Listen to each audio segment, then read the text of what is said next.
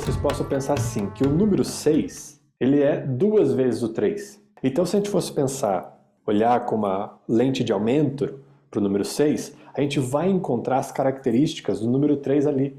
E só que com uma diferença, como se fosse numa oitava acima, porque ele é 2 vezes, ele está mais acima que aquele 3 que está ali funcionando na própria essência do número 3. O 6 não é o 3, ele é o 6. Então a gente poderia pensar, só para quem não conhece um pouco o que vibra esse número 3, ou para quem já conhece, poder relembrar um pouco ali onde que a gente vai partir aí dessa base para entender o número 3, nós podemos começar desde o número 1 inicialmente, para a gente compreender ali como é que o 3 se forma necessariamente. Então nós temos ali o ponto, então vamos lembrar lá, tem um é o ponto. É a primeira coisa, é a semente, é de onde as coisas nascem. Isso é óbvio, né? Vamos colocar assim, porque é o ponto inicial, é o 1, é o começo de tudo. Começa-se na semente e a partir dali a coisa se desenvolve. Então do 1, e se a gente fosse lembrar lá no Mula Mantra, ele é o Ek, que quer dizer 1 mesmo, que é o número 1. Então, Ek, Om, do 1 se estende algo, esta extensão de algo é o 2. Então, porque o 2 é a extensão do 1. Primeiro porque está muito próximo ali do 1, então reflete muito os aspectos do número 1, que é proteger esse número 1, porque é como se fosse um campo que envolve essa unidade. A gente poderia pensar assim, nesse número 1, esse número 1 se move, ele produz um movimento, um som, e esse som que se expande em volta é o número 2. Então essa camada de vibração em volta da essência. Então o 2 sempre quer proteger o 1. Então, mas se 1 era um ponto, o 2 agora é uma linha. Esse é o momento onde o 1 se estende. Então nós temos uma linha. Essa primeira jornada de conexão. Então o 2, para quem lembra do 2 lá, vai falar muito de relacionamento, porque é justamente esses dois pontos que se conectam através de uma linha reta, né? Ou de um campo de vibração que se compartilha. Então, dentro dessa jornada do 2, você tem a possibilidade da união, ou você tem a possibilidade da separação, porque toda união implica em si o abismo da separação. Se você considera que é possível juntar, você tem que considerar que é possível separar. Não há essa possibilidade. No 2 há essa possibilidade intrínseca. No 1 não. No 1 é a unidade total.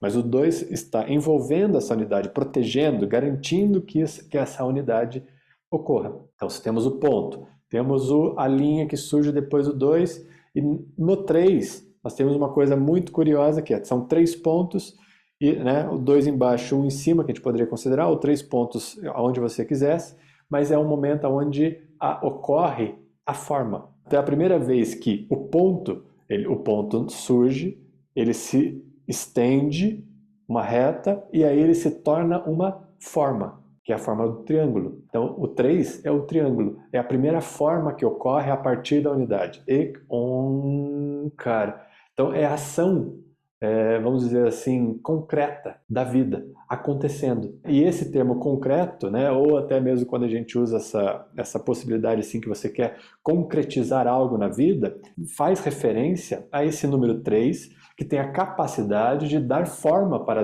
a ação. É uma ação que transforma, que coloca na forma, que coloca o infinito na forma. Então é uma ação direta, vem uma ação que se conecta diretamente com a essência, mas coloca a essência de uma forma visível, de uma maneira visível. Então é a primeira vez que você consegue, vamos colocar assim, ver a beleza do infinito, porque ele está numa forma. Ele adquiriu ali condições. Nós falamos na última aula um pouco de uma função do humano que se dividia lá na função afetiva entre condicionada e incondicionada. Então o número 3, ele coloca a condição no infinito. Mas isso é uma coisa bela, porque ele coloca a condição para revelar, para se tornar belo, para se tornar forma. Então você vê, é a primeira vez que você consegue observar a beleza da vida, porque é possível ver, porque tem forma, tem condição. Só que isso, falando no aspecto da manifestação, é a beleza acontecendo. Agora, se a gente vai para os processos psicológicos do humano, esse número 3, a gente sabe que, alguns de vocês já sabem, mas para quem não sabe, está conectado ali com a mente positiva. Então, faz referência a esse campo da consciência, que é o terceiro campo da consciência. A unidade, a essência de tudo, que é chamado de alma, depois tem a mente negativa e a mente positiva depois. E essa condição daí no aspecto mental, psicológico, que começa a se envolver ali com a nossa possibilidade de olhar para a vida, tem algumas características interessantes. Porque se esse número 3 está lidando com a forma, quando a gente olha para o mundo a partir desse número 3, a forma interessa. Então esse é um ponto interessante. Quando nós olhamos para a vida a partir do número 3, a forma interessa. Porque ela é o ponto, né, a característica mais relevante desse número, dessa essência. A forma é possível ver agora. Só que se não há uma compreensão de si mesmo sustentada na unidade, no infinito, se, por exemplo, o número 2, a sustentação é na garantia da essência, é a necessidade de garantir a essência acontecendo. O número 3, a garantia é reconhecer a beleza da forma. Só que se não reconhece a beleza da forma, vai se apoiar na forma para dar um sentido de si mesmo, se o sentido de si mesmo não está conectado com a essência. Então veja que interessante, é aqui no 3, e a gente já comentou, por exemplo, no número 6, essa captura, a intuição, é o que captura a realidade. É o olho que pode ver o divino em tudo. Lembra que nós falamos disso?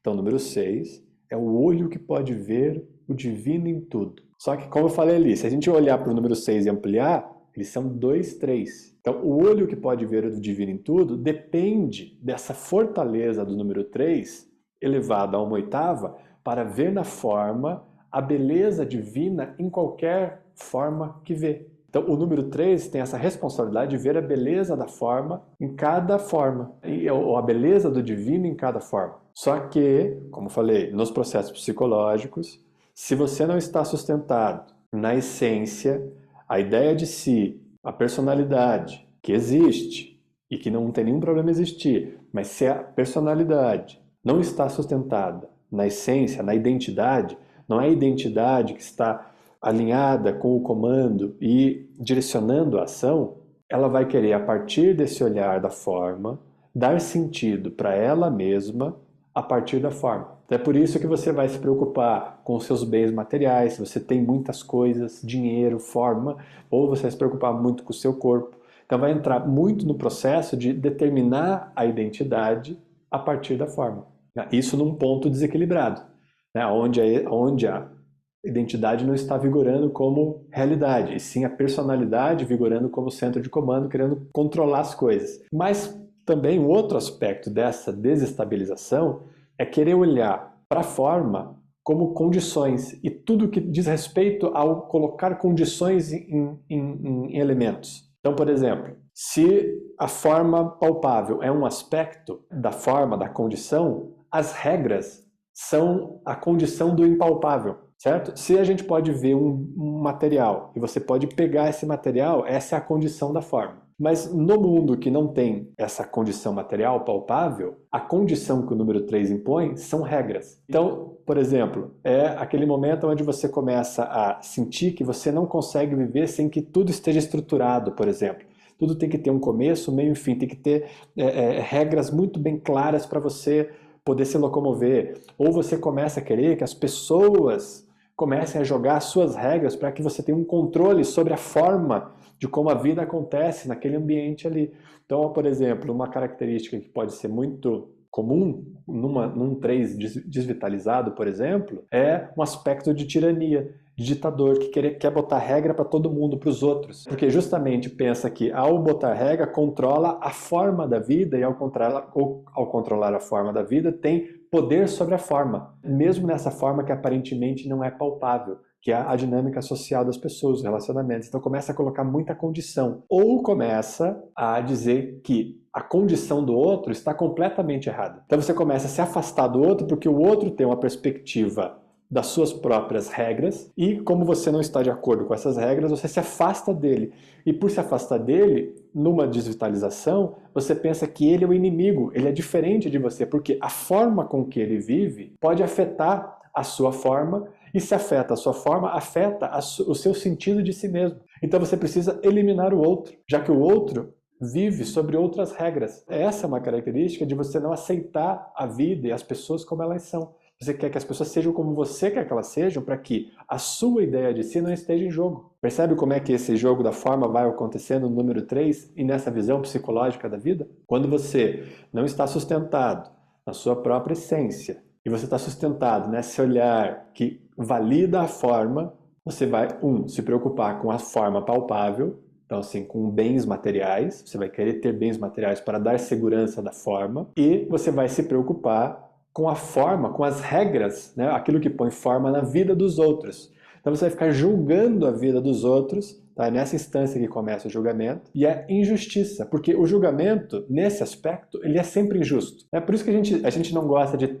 julgar as pessoas, não é isso? Né? A gente fica normalmente tentando, e ainda às vezes até com um estado meio de polícia, para tentar evitar que a gente fique julgando o outro, porque a gente sabe que o julgamento em relação ao outro é uma injustiça. Porque a gente não está considerando tudo. Então o julgamento não é o caminho. O julgamento ele é sempre injusto.